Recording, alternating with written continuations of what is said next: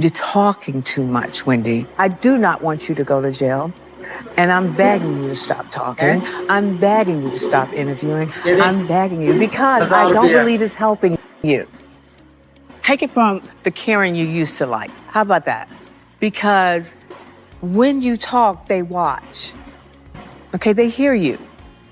And so I would have said, respectfully, Andy, I can't answer those questions right now. The footage starts grainy, almost harmless at first glance. A red carpet clip, flashes of cameras, Wendy Osefo smiling for the press, while everything around her looks perfectly controlled. But then the narration cuts in, and suddenly the entire moment feels different. Rewatched, reinterpreted. Like something hidden was always sitting just beneath the surface. Because now, months later, that same smile is being questioned. That same polished image is being pulled apart frame by frame. And what's emerging isn't just another reality TV controversy. It's a full-blown unraveling that nobody in the Bravo universe saw coming this fast. It all begins with whispers, then headlines. Then suddenly, a flood of online detectives connecting dots that were never meant to be connected in public. Reports of financial strain. Questions about business decisions. Rumors of inconsistencies in statements that once seemed harmless. And now, the biggest shock of all, talk that Wendy and her husband Eddie Osefo may not just be dealing with personal tension, but a complete legal and emotional collapse happening behind closed doors. But here's where it gets even more intense, because just when fans thought they understood the situation, new footage allegedly resurfaced. Clips that people are now saying don't match the story that was originally presented. Small details, offhand comments. Moments that were brushed off at the time, but now feel like pieces of a much bigger puzzle. And the internet is doing what it does best, replaying everything. Why did certain explanations change over time? Why are old interviews suddenly being viewed under a different light? And why are insiders now suggesting that what looked like a simple misunderstanding may have actually been something far more complicated unfolding in real time? Then comes the twist nobody expected, reports of a growing split inside the Osefo household. Not just emotional distance, but strategic separation, legal positioning, damage control. And suddenly, the word divorce starts circulating everywhere, not as a rumor anymore, but as a possible turning point in the entire saga. But the most explosive part? Allegations that one side of the story may be shifting blame entirely onto the other. And if that's true, then everything fans thought they understood about loyalty, partnership, and what really happened behind the scenes could be completely wrong. And just when it feels like the situation can't escalate any further, new claims surface suggesting investigators are still piecing together financial records, past decisions, and contradictions that don't line up with the public narrative. At this point, it's no longer just about reality TV. It's about trust. It's about survival. And it's about what really happens when the cameras stop rolling. But the consequences don't. The story doesn't start with chaos. It starts with control. Wendy Osefo built her public identity on structure, intelligence, and composure. She wasn't the typical reality TV personality who stumbled into fame through scandal or drama. She arrived with credentials, confidence, and a carefully curated sense of authority that instantly set her apart in the world of the Real Housewives of Potomac. A political commentator, academic, author, and media personality, she represented something different. Someone who could argue, explain, and dissect while still standing firmly in designer heels under studio lights. That's exactly why her name carried weight. She wasn't just reacting in conversations, she was framing them.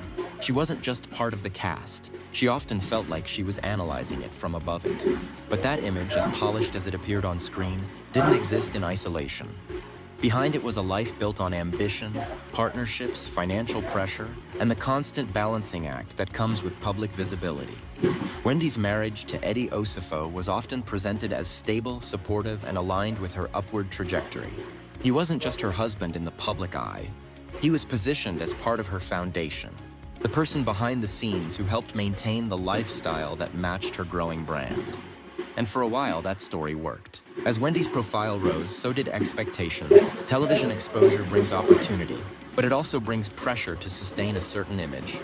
Luxury homes, fashion statements, public appearances, brand partnerships. All of it becomes part of the narrative, whether it reflects reality or not. And once that narrative takes hold, it doesn't just represent who you are. It becomes what people expect you to keep proving. That's where things start to get complicated. In reality TV ecosystems, perception often becomes currency. Every cast member is not only living their life, but also performing a version of it that can survive editing rooms, social media scrutiny, and fan interpretation. Wendy understood this better than most. Her academic background gave her a unique advantage in verbal confrontations, but it also made her highly aware of how narratives are constructed and controlled. Still, control is fragile when multiple pressures begin stacking at the same time. Over the seasons, viewers saw glimpses of tension. Not always dramatic, but subtle enough to notice if you were paying attention. Conversations about work-life balance, shifts in priorities, discussions around business ventures, family responsibilities, and the cost of maintaining a lifestyle that matched public expectations. None of it, at the time, pointed directly to collapse. But in hindsight, those moments are now being revisited with a different lens. Because when a public story changes, people go back to the beginning. Wendy Osefo's role in the household narrative also became part of that evolving perception. As Wendy expanded her media presence, questions naturally followed about how the family's finances and structure adapted. In the world of public figures, especially reality stars, viewers tend to speculate about how much of the lifestyle is self-sustained versus strategically supported. And while neither Wendy nor Eddie publicly invited those conversations, they became unavoidable as the spotlight intensified. At the same time, Wendy's professional identity kept growing. Appearances on news panels, academic commentary, book discussions, and televised debates all reinforced the idea that she was operating on multiple levels simultaneously. That kind of visibility creates admiration, but it also increases scrutiny. Every contradiction, every change in tone, every shift in narrative becomes amplified. And that amplification is where reality TV turns into something else entirely. Because audiences don't just watch anymore, investigate. Social media platforms began to act like open-source archives. Old clips resurfaced. Interviews were reanalyzed. Statements made in passing were compared across seasons. Fans started building timelines, connecting dots between financial discussions, personal remarks, and offhand comments that once seemed insignificant. The internet doesn't forget, it reorganizes. And as those narratives were rebuilt, the perception of Wendy's world started to shift. What once looked like a stable, high-functioning partnership began to be reinterpreted through a more critical lens.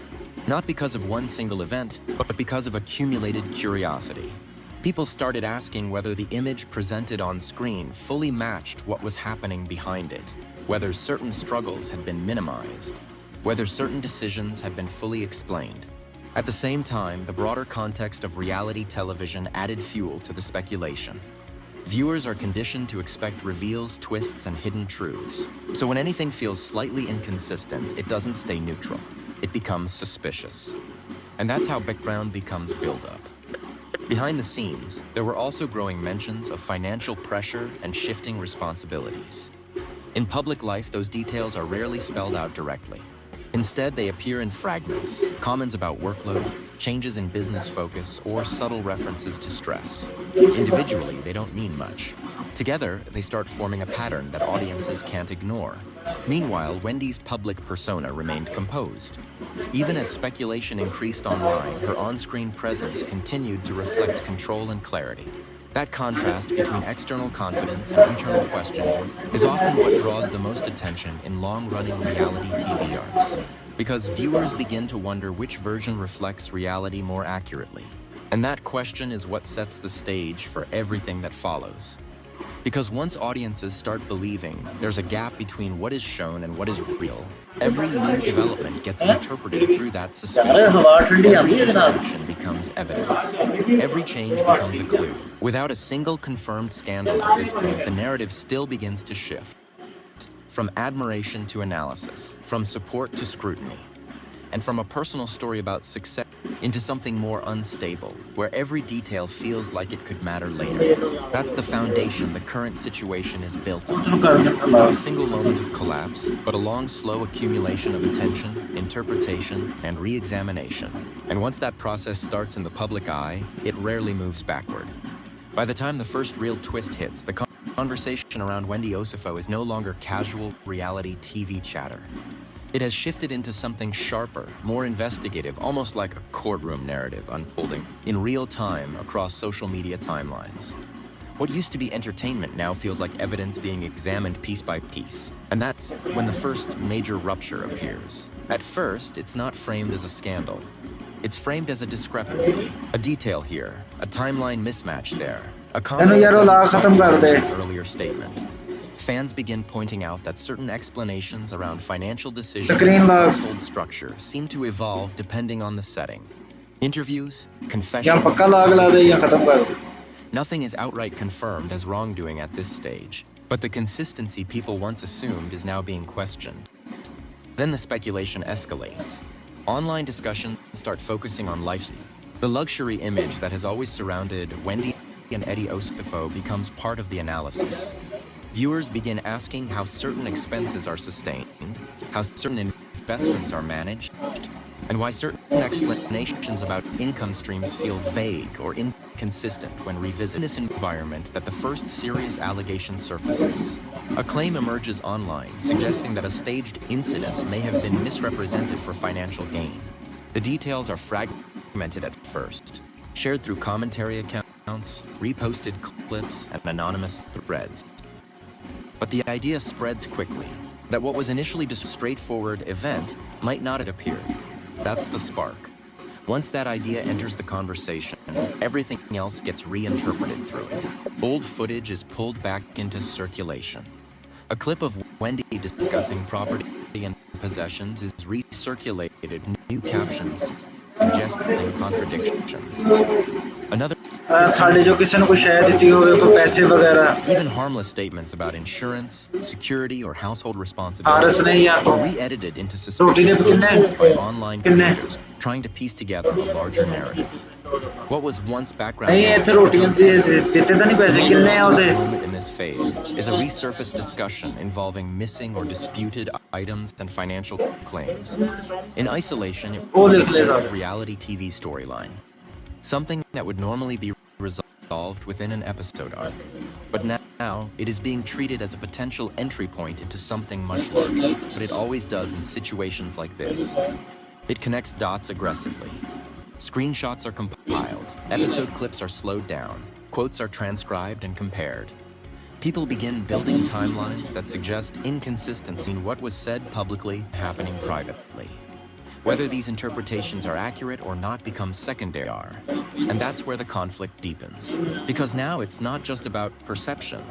It's within the storyline being constructed online, Eddie Osefo's role shifts from supportive partner to question participant. Posts begin circulating suggesting that financial decisions within the household may not have been as transparent as previously believed. Some users argue that Eddie was more involved in certain dealings than Wendy acknowledged on screen. Others push the opposite theory, that Wendy was fully aware and actively involved in every decision. Two competing narratives form almost simultaneously. One paints Wendy as a public-facing figure, caught in a complicated private situation she didn't fully control. The other paints her as a calculated participant managing both image and outcomes. Neither is confirmed. Both gain traction, and once that split forms, the story becomes impossible to contain. The first real twist lands when attention shifts from general speculation to legal implications being discussed online. Reports and rumors begin circulating about possible investigations into financial inconsistencies, documentation questions, and discrepancies in reported events. Nothing is officially verified in the public space, but the language used online becomes increasingly serious. Words like fraud, misrepresentation, and records review begin appearing in comment sections and discussion threads. This is where the tone of the entire narrative changes.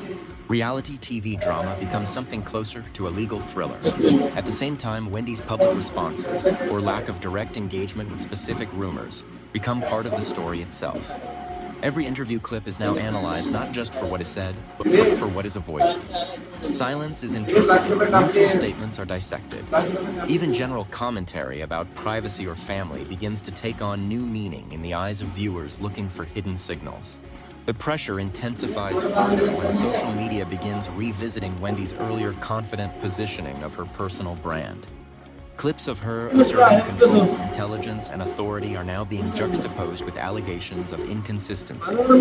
That contrast fuels the perception that something deeper is unfolding beneath the surface.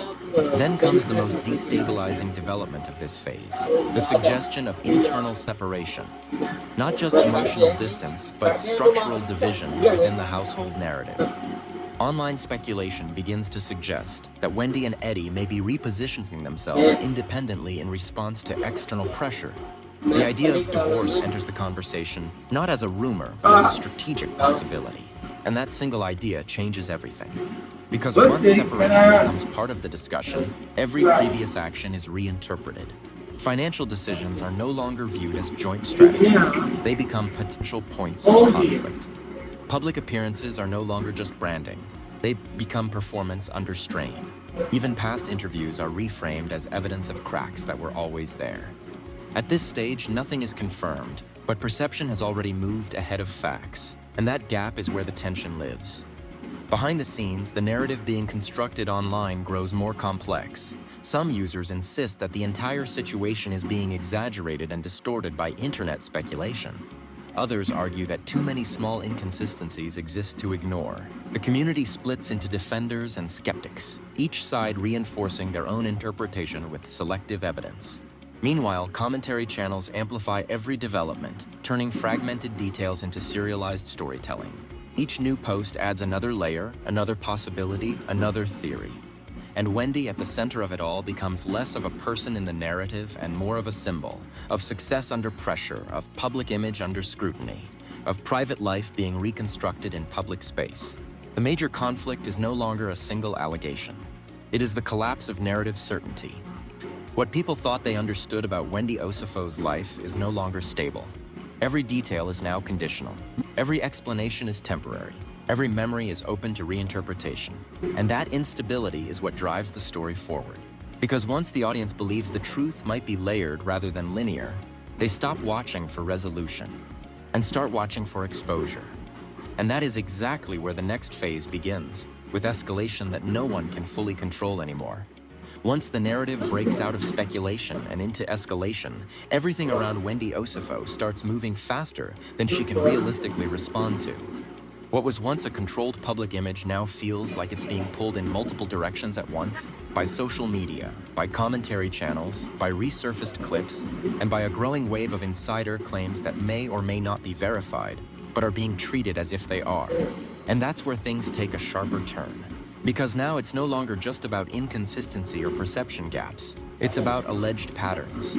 Online discussions begin to shift from what happened to how long has this been happening. That single change in framing is what transforms everything. Instead of isolated incidents, people start building a connected storyline. The one where financial strain, public image management, and private decision-making are all part of a much larger structure. And in that structure, Wendy is no longer just a cast member. She becomes the central node of a developing controversy. The escalation begins with renewed attention on financial behavior. Not new evidence in a legal sense, but reinterpretations of previously known information. Clips from past seasons are resurfaced where discussions around money, property, and lifestyle choices were mentioned casually. At the time, they were treated as standard reality TV conversations. Now they are being analyzed like testimony. Viewers start asking why certain explanations about household stability seem to shift over time. Why some discussions were framed confidently in one season, then softened or redirected in another. And whether those shifts were natural evolution or strategic adjustment. Then comes the wave that changes the tone entirely. Amplified allegations circulating online that suggest financial misrepresentation tied to staged or exaggerated circumstances. These claims spread quickly through reposted threads, reaction videos, and commentary breakdowns. Even though they remain unverified in the public domain, their repetition gives them weight in the digital ecosystem. And once repetition replaces verification, perception starts to harden. The shocking part is not just what is being said, but how widely it is being discussed as if it were already established fact. At the same time, attention turns toward Eddie Osefo's role with increasing intensity. What began as curiosity about a spouse's involvement evolves into a full parallel narrative. Some online voices suggest that Eddie may have had deeper operational control over certain financial decisions than previously understood. Others argue the opposite, that Wendy's public brand may have been more financially central than portrayed. This division creates a dual storyline. In one version, Wendy is a public figure navigating consequences of decisions made within a complex household system. In the other, she is an active architect of both image and financial structure, fully aware of the risks and outcomes. Neither version is confirmed, but both are now circulating widely enough to shape how every new detail is interpreted. Then comes the moment that pushes the situation from escalation into shock. A resurfaced compilation begins circulating online. Multiple clips stitched together from different interviews and episodes where Wendy discusses control, independence, and financial confidence. The editing is intentional, designed to highlight contrasts between statements made at different times. In one clip, she emphasizes structure and oversight. In another, she emphasizes delegation and trust. In another, she frames financial responsibility as shared but flexible. Individually, none of these statements are unusual. Combined, they are being used to suggest inconsistency. And that is what triggers the next wave. Because now, viewers are no longer just analyzing events, they are analyzing credibility. At this stage, commentary channels begin presenting theories that go beyond surface-level speculation. Some suggest that the household narrative may have been strategically curated for television. Others argue that reality TV exposure may have amplified existing private stress into something more visible and chaotic than it originally was. The truth becomes less important than the structure of the theory itself. Then, the most explosive development in this phase emerges. Renewed discussion of legal scrutiny, tied to financial documentation and insurance-related claims that had previously circulated in fragmented form. While no definitive public ruling is confirmed within the narrative being discussed online, the language around these claims becomes increasingly formal in tone. People are no longer just saying rumors, they are saying cases, investigations, and paper trails. This shift in vocabulary is crucial, because once language changes, perception follows. Suddenly, what was once framed as reality TV drama is being discussed in the same breath as legal consequence. And that elevates the entire situation into a different category. Wendy's public presence during this period becomes even more heavily scrutinized. Every appearance is dissected for emotional cues. Every statement is examined for indirect acknowledgement. Even neutral commentary about personal growth or resilience is reframed as potential response to off-screen pressure. But the most shocking part of the escalation is not what is confirmed. It's how quickly uncertainty turns into assumed narrative. Social media begins operating as a collective investigator. Users compile timelines, map relationships, and construct chronological breakdowns of events that cannot be connected. Each new post adds another layer to a growing structure that feels coherent, even if its foundation is partially speculative. And once a narrative feels coherent, it becomes self-sustaining. At the same time, internal household dynamics, publicly, begin to fracture further in interpretation. The idea of separation, once speculative, becomes a recurring theme across discussions. Some argue it represents a strategic legal and financial repositioning. Others see it as emotional collapse under public pressure. And this is where the shocking reveal begins to take shape. Because now, the conversation is no longer just about whether a divorce is happening. It is about why it would happen, what it would mean, and how it would reframe everything that came before. The possibility of divorce becomes a narrative anchor that retroactively redefines past behavior. Once seemed collaborative are now interpreted as pre-separation negotiations. Statements that once sounded unified are now viewed as carefully managed public messaging. Even silence becomes significant. And in that environment, every piece of content becomes loaded. Old interviews are re-uploaded with new captions. Past arguments from the show are reframed as early warning signs. Even lighthearted moments are reinterpreted as masking tension.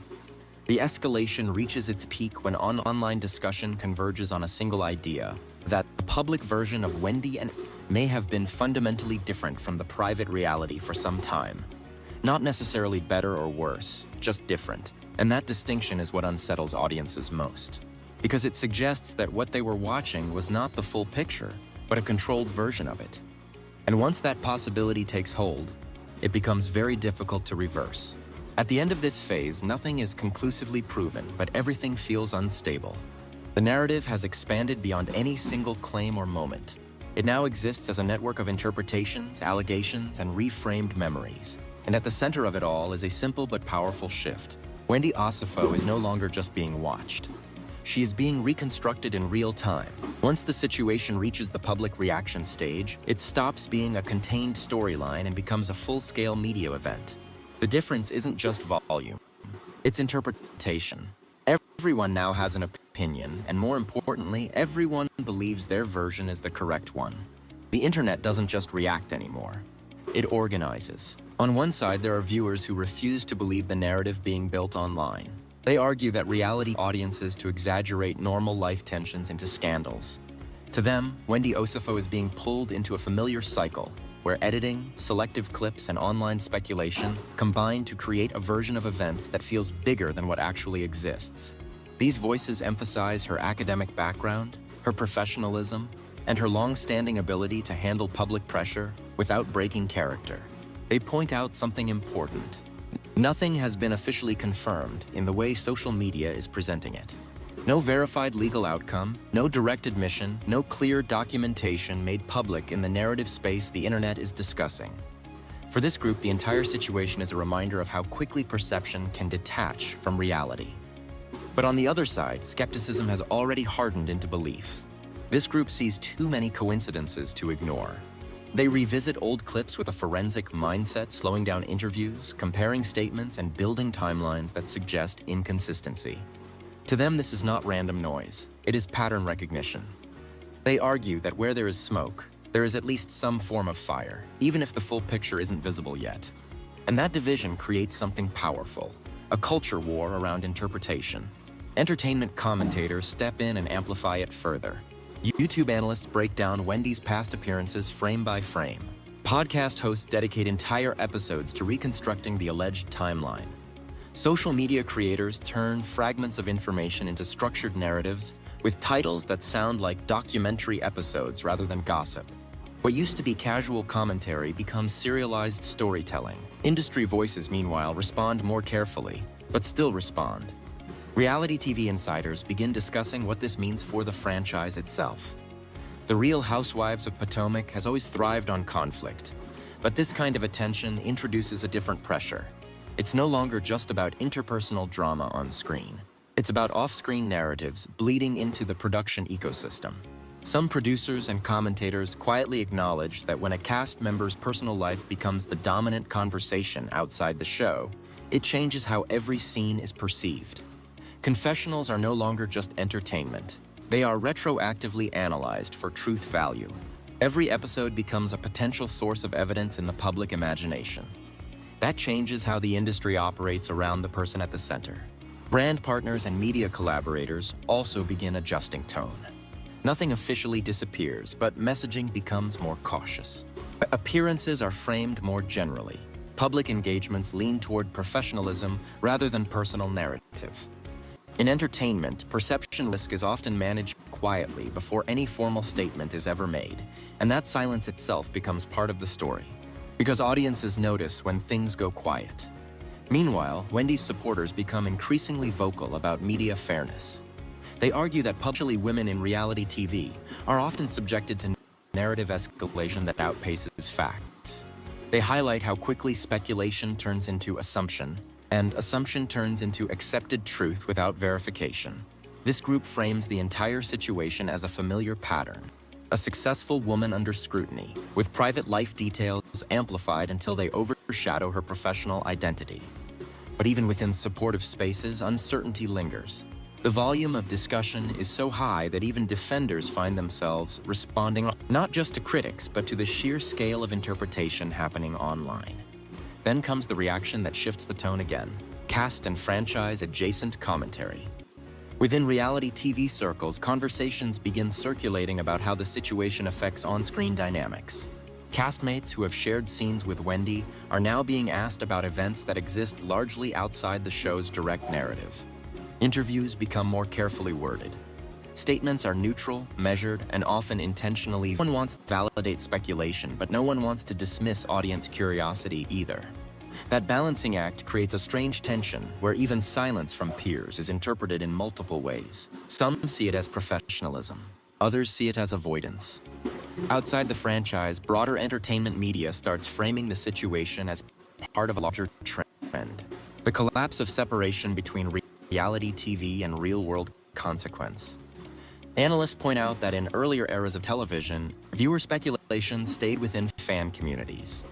Now with social media amplification, narratives travel across platforms instantly, gaining momentum before can even exist. Wendy Osefo becomes a case study in that shift. Not because of confirmed outcomes, but because of how quickly interpretation became global. Even international commentary picks up fragments of the story, reframing it through the lens of celebrity culture, public accountability, and media pressure.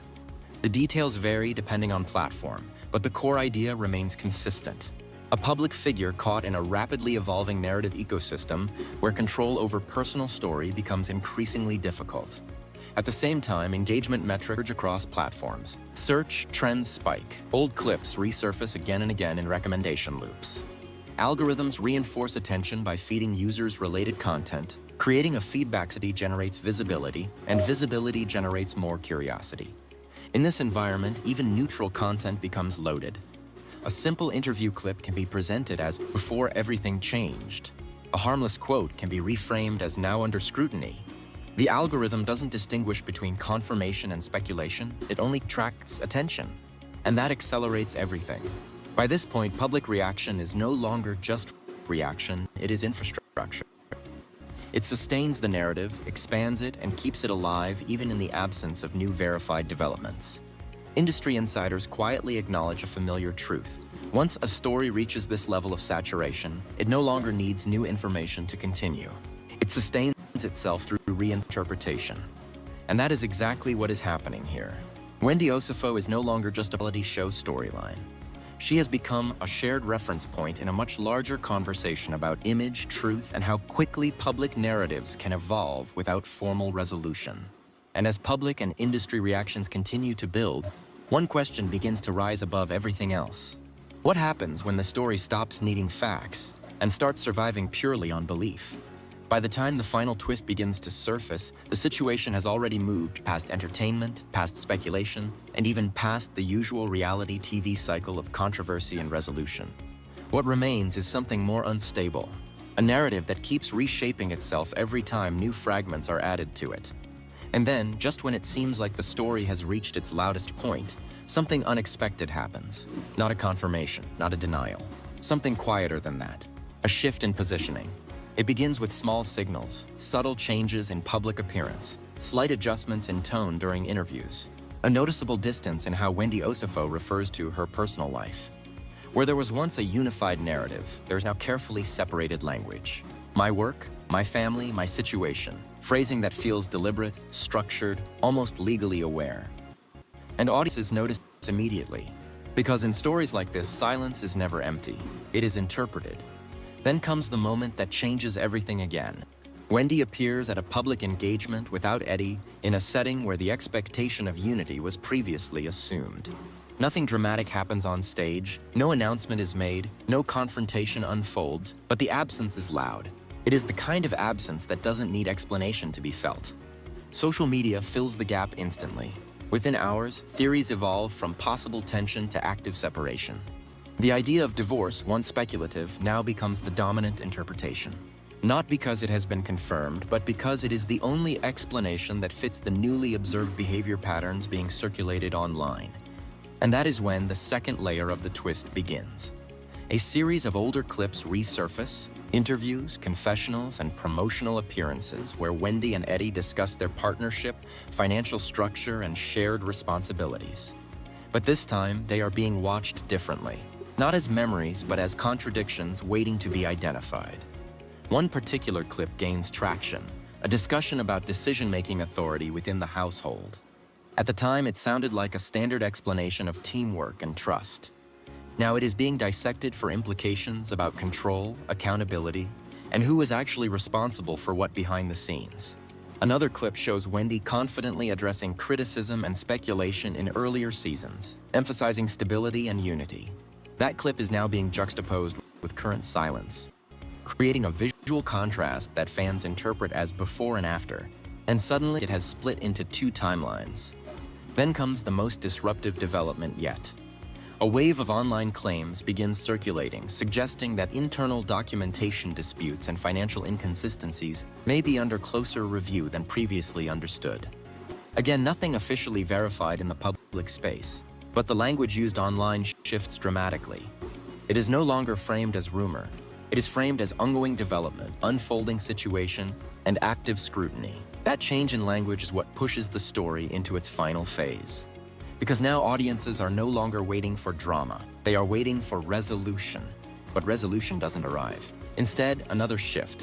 Reports begin circulating that Wendy may be repositioning her public narrative entirely, focusing more heavily on professional identity, academic work, and independent branding. Her appearances become more controlled, less personal, more segmented. The emotional language that once defined reality TV confessionals begins to disappear, replaced by carefully constructed professionalism. To some viewers, this looks like damage control. To others, it looks like reinvention. But to everyone, it looks intentional. And that is where the cliffhanger forms. Because while public attention is focused on whether Wendy and Eddie are separating, another question begins to emerge underneath it. What exactly is being separated? Emotionally, financially, or structurally? No one can agree. Then, in the final beat of this unfolding narrative, something even more intriguing happens. Eddie Osefo's presence in the public storyline becomes almost entirely absent. Not through confirmation, not through statement, but through disappearance from the conversational center.